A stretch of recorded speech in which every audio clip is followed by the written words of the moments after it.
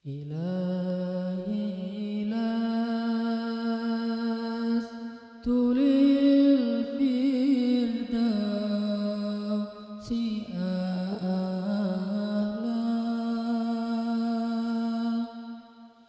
ولا أقوى على النار الجحيم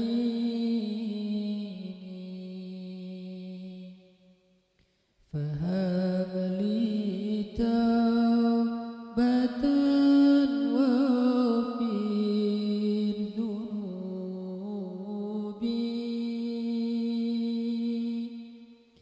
فإنك غافر الذنب العظيم.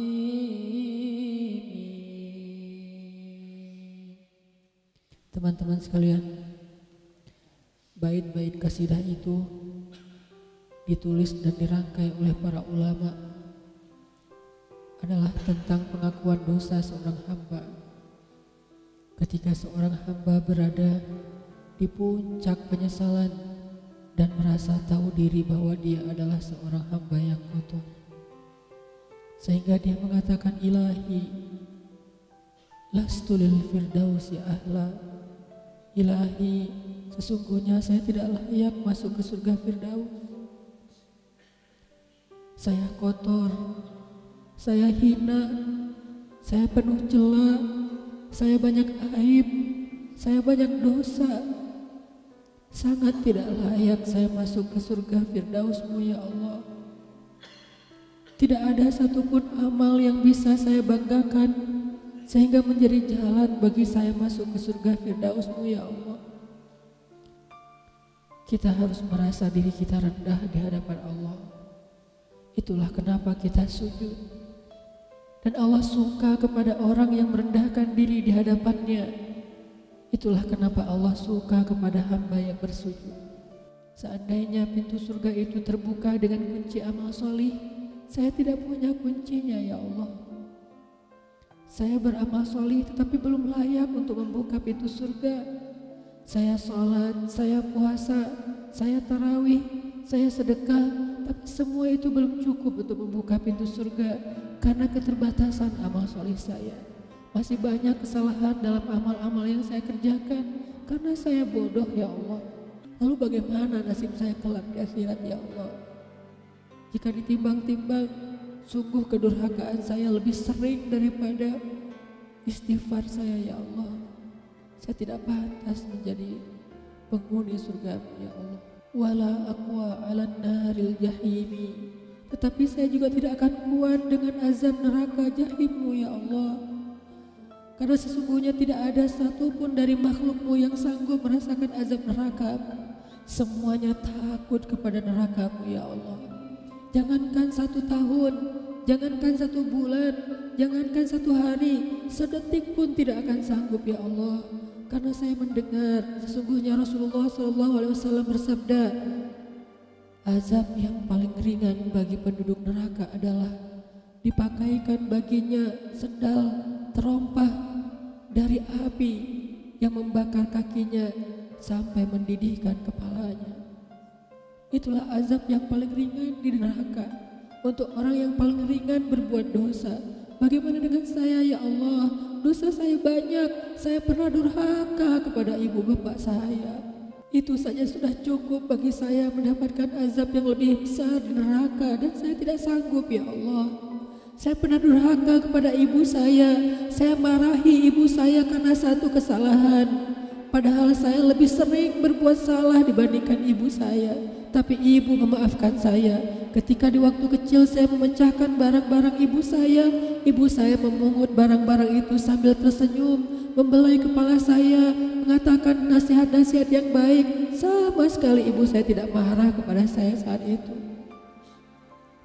Tapi ketika telah dewasa, tidak sengaja ibu saya yang sudah tua renta kadang memecahkan barang saya, merugikan sedikit saja dari harta saya marah seperti setan ya Allah. Saya bentak ibu saya ya Allah, bahkan kadang membuat ibu saya terluka, kaget, takut. Pantaskah seorang ibu merasa takut terhadap anak yang dia kandung 9 bulan, yang dia lahirkan dengan taruhan nyawa, yang dia susui dengan darah dagingnya, yang dia didik, dia jaga, yang dia berjaga di malam hari tidak tertidur demi untuk menjaga anaknya dari seekor gigitan nyamuk? Pantaskah ibu merasa takut terhadap anaknya sendiri? Cukup satu dosa besar saja durhaka kepada ibu membuat saya pantas masuk api neraka. Belum lagi dosa saya kepada ayah. Ketika saya berdebat habis-habisan di hadapan ayah saya, hanya ketika ayah saya menasihati saya dengan satu nasihat sederhana, saya debat ia, seolah-olah wawasan saya lebih banyak, ilmu saya lebih banyak, pergaulan saya lebih luas, pendidikan saya lebih tinggi, padahal semua itu saya dapatkan hasil dari perjuangan dan pengorbanannya. Ketika keduanya sudah menjadi tua dan lemah, kadang keduanya rindu kepada saya, ya Allah. Mereka memberi kami pesan, ya Allah. Mereka bertanya, bagaimana kabarmu anakku? Tapi kami tidak peka. Hati kami tertutup dengan ego dan sombong. Kami tidak bisa membaca teks itu dari perasaan mereka. Kami hanya membaca teks mereka dan tidak segera membalasnya. Kami anggap teks dari orang tua kami tidak penting, masih bisa ditunda untuk dijawab nanti sore. Padahal mereka sedang kangen, sedang rindu kepada kami, ya Allah. Mereka tidak mengatakan kami rindu kepadamu wahai anakku, karena mereka tahu kalimat itu akan mengganggu kami. Kalimat itu akan menjadikan hari kami tidak lagi mudah. Kalimat itu akan merusak konsentrasi kami dalam bekerja. Kalimat itu akan menghalangi banyak urusan kami, sehingga mereka menahan diri. Mereka hanya bertanya, apa kabar kami? Lalu kapan kami berbakti kepada mereka, ya Allah? Sampai seusia ini kami masih merepotkan mereka, ya Allah. Kapan kami akan berbakti kepada mereka? Rasanya kami lupa. Entah kapan kami pernah memijat kaki mereka setelah mereka seharian bekerja. Entah kapan kami pernah memberikan minuman hangat untuk mereka. Kami durhaka kepada orang tua kami, ya Allah. Bahkan setelah mereka wafat, kami lupa mendoakan mereka di dalam sholat kami. Harusnya kami disiksa di api neraka, tetapi kami tidak kuat, ya Allah. Belum lagi durhaka, kedurhakaan kami yang lain, dosa-dosa besar kami yang lain. Kami pernah bermaksiat kepadamu diam-diam, ya Allah. Kami pernah berbuat dosa diam-diam, dan padahal kami tahu itu dosa besar. Tapi kami tidak peduli, kami tidak takut kepadamu. Seolah-olah ancamanmu itu hanyalah mitos, seolah-olah ancamanmu itu hanyalah fiktif, seolah-olah apa yang kau firmankan di dalam Al-Quran itu tidak benar-benar ada. Kami sombong menantangmu dengan berbuat dosa. Banyak dosa yang kami tidak bisa menyebutkan satu persatu, ya Allah. Keluh lidah kami untuk menyebutkan dosa-dosa kami, ya Allah. Malu untuk menyebutkan dosa-dosa kami, ya Allah.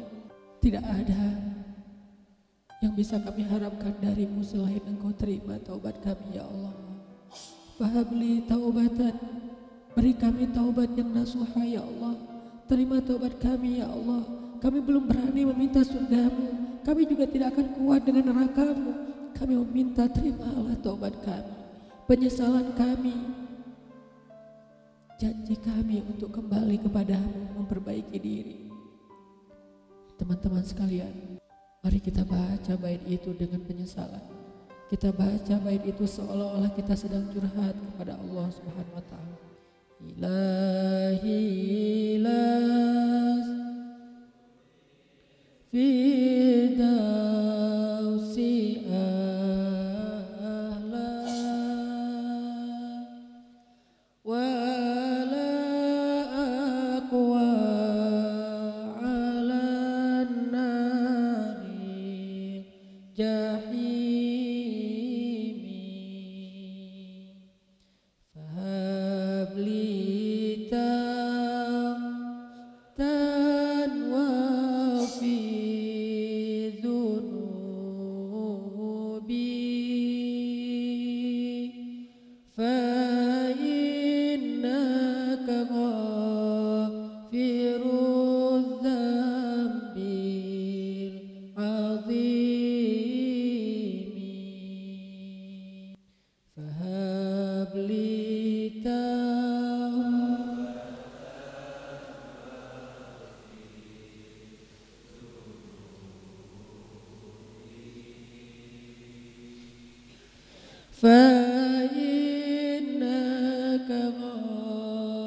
Firu